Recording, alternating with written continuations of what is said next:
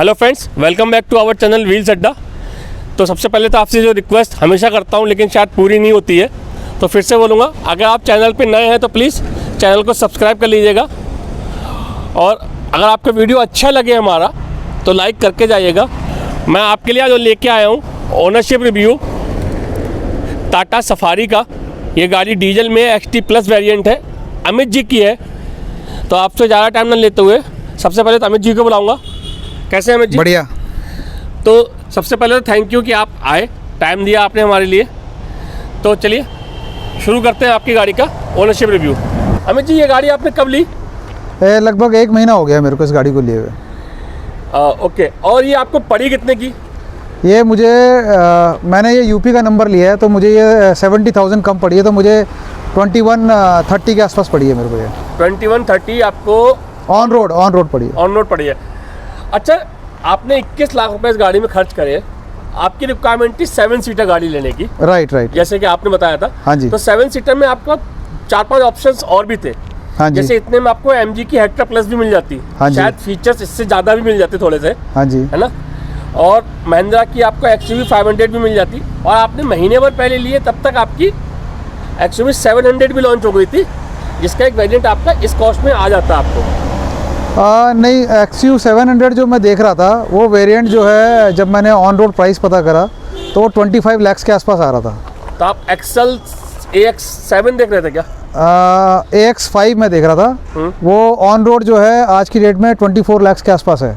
अच्छा, ठीक है। दूसरा, इसका वेटिंग बहुत हाई था, तो मुझे चाहिए थी इमीडिएटली गाड़ी। और मैंने XL6 से लेके MG हेक्टर और ये आपका जो बाकी वेरिएंट है अलग अलग कंपनी के मॉडल में वो देखे थे, बट मुझे जो फीचर्स चाहिए थे और जो प्राइस मुझे इस पे मिल रहा था, और जो सेफ्टी फीचर, जैसे आपको पता है टाटा 5 स्टार है।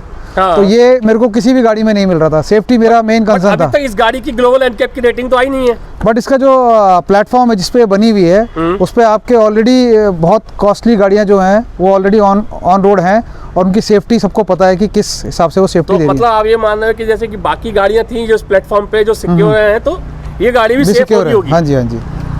और दूसरा, मेरा 7 सीट का जो रिक्वायरमेंट था वो ये था कि हमारी 6 मेंबर्स की फैमिली है। हाँ। तो मैं ऑलरेडी इससे पहले जो है 5 सीटर गाड़ी मेरे पास थी, तो मुझे 7 सीटर ही चाहिए थी या 6 सीटर चाहिए थी। तो उसमें अगर गाड़ी की मजबूती की बात करें, और जो टाटा की नई गाड़ी अभी निकली है सफारी जो है, तो उसमें एक तो इंजन में नॉइज़ बहुत कम है, इस वजह से मुझे लगा कि, और दूसरा इसकी जो वो है सीटिंग कैपेसिटी है और जो स्पेस है इसमें, वो बाकी गाड़ियों के मुकाबले बहुत ज़्यादा है।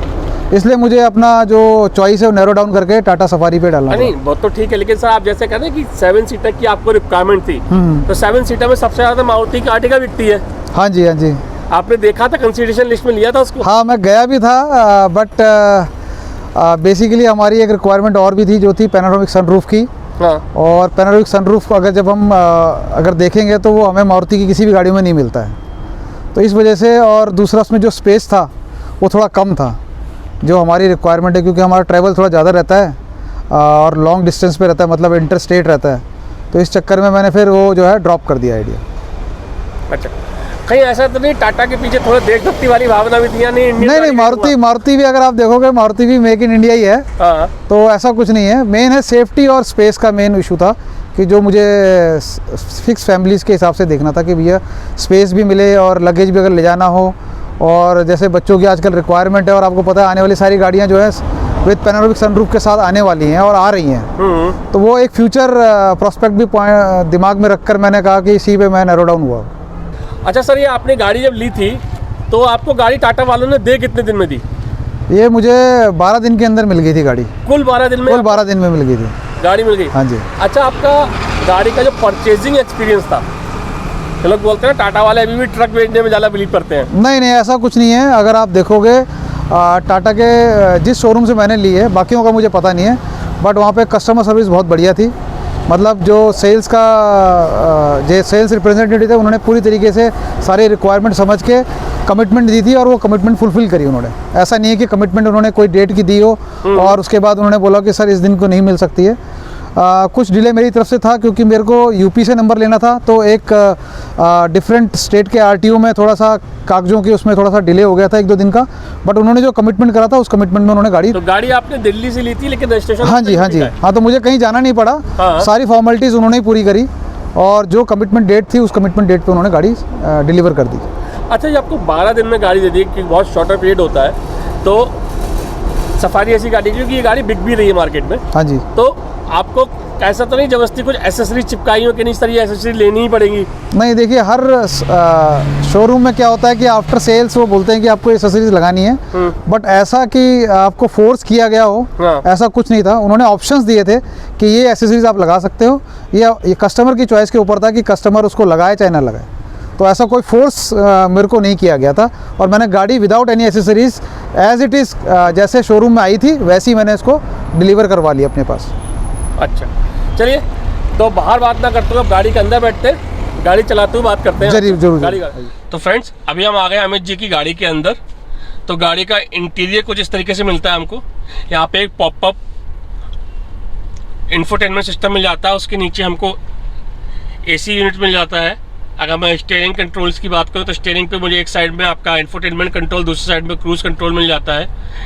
आपका MID पे मोरलेस सारे फीचर मिल जाते हैं जो बाकी गाड़ियों में मिलते हैं। और गाड़ी के अंदर जो उसका गाड़ी का मेन पॉइंट है आपका जो पैनोरामिक सनरूफ, तो आप वो देख रहे हैं तो कितना बड़ा सनरूफ का पूरा यूनिट मुझे मिल जाता है। मैं इसको ओपन करके भी दिखाता हूँ आपको।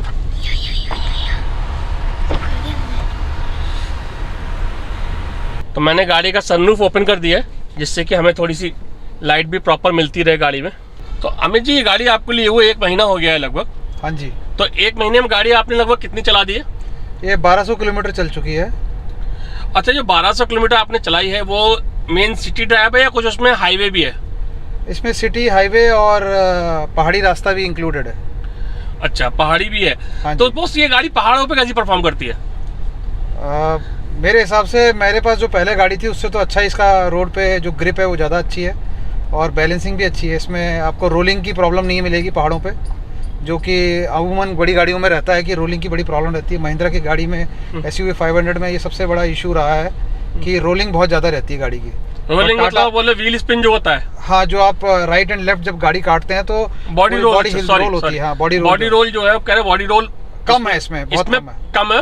XUV 500 कंपैरिजन में यहाँ पे आपका काफी कम मिलता है, बहुत कम। अच्छा, जो आपने इसको अभी चलाया हाईवे पे, तो लगभग आपको यहाँ गाड़ी ने माइलेज कितना निकाल दिया? वैसे तो SUV के लिए माइलेज पूछना नहीं चाहिए, बट इंडियन मेंटेलिटी है, पूछना पड़ता है। नहीं, मैंने अगर आप इंडिविजुअली तो मेरे को पता नहीं है कि हाईवे पे कितना निकला है, बट ऑन एन एवरेज जो मेरी अभी तक इस पे गाड़ी चली है ये लगभग 150-200 किलोमीटर ये हिल्स पे चली है और 600-700 किलोमीटर ये हाईवे पे चली है, बाकी सिटी में चली है। और मेरे को एवरेज जो है 16-16 से ऊपर है इसमें अभी। 16 से ऊपर का एवरेज आपको मिल रही है अभी गाड़ी की मिल रही है। हाँ। और परफॉर्मेंस से आप कितना खुश हो गाड़ी की? परफॉर्मेंस बहुत बढ़िया है गाड़ी की। गाड़ी में कहीं भी लैग नहीं है पावर में, और हाईवे पे जब आप इसको स्पोर्ट्स मोड में डालते हैं तो आपको एक अलग ही जो पुश बैक है वो देखने को मिलता है, क्योंकि गाड़ी का जो पिकअप है एकदम से डबल हो जाता है। अच्छा हाँ, मैं आपको बताना भूल गया था, इस गाड़ी में 3 ड्राइव मोड्स आते हैं, इको, सिटी एंड स्पोर्ट्स। तो नॉर्मली तो आप सिटी मोड में चलते होंगे या इकोनॉमी मोड में, लेकिन आप कर रहे हो जब आप स्पोर्ट्स मोड पे जाते हो तो आपको पता चलता है कि हाँ भाई स्पोर्ट्स मोड लग गया, गाड़ी कुछ अलग ही डायरेक्शन से चल रही है। हाँ जी, हाँ जी।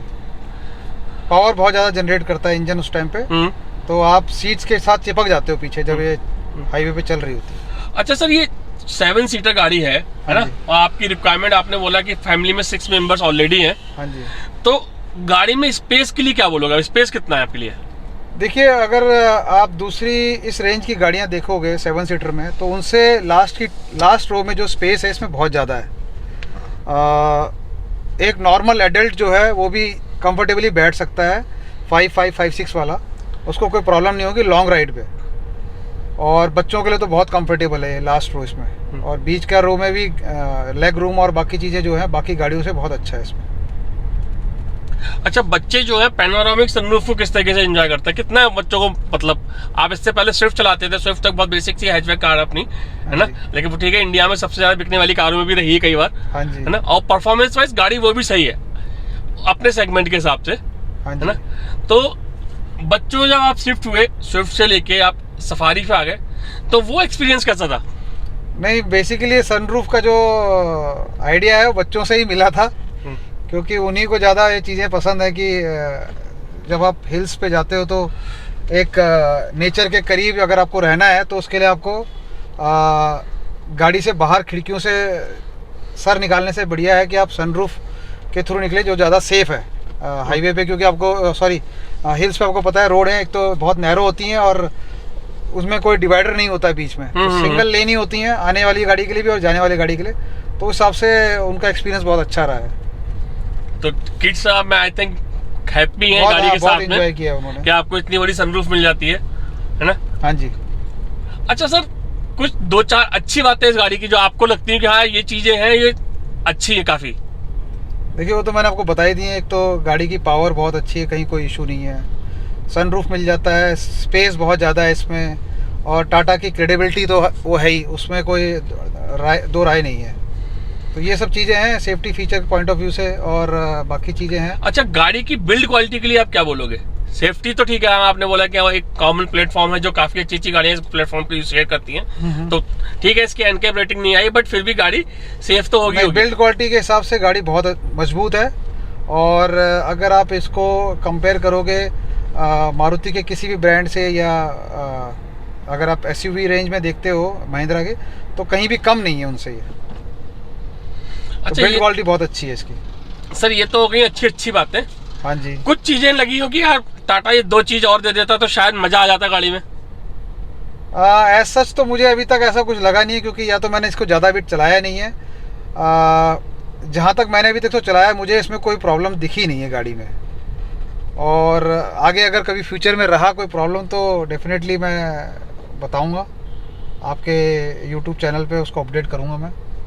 बट एज सच मेरे हिसाब से गाड़ी में जो मुझे रिक्वायरमेंट थी, क्योंकि मैंने बहुत रिव्यू किया गाड़ी जब मुझे लेनी थी, तो उस 1 महीने तक मैं हर ब्रांड की गाड़ियाँ रिव्यू करता रहा, और मुझे जो रिक्वायरमेंट थी उस हिसाब से मुझे लगता है कि मेरी जो एक्सपेक्टेशन थी उस पर ये खरी उतरी है गाड़ी।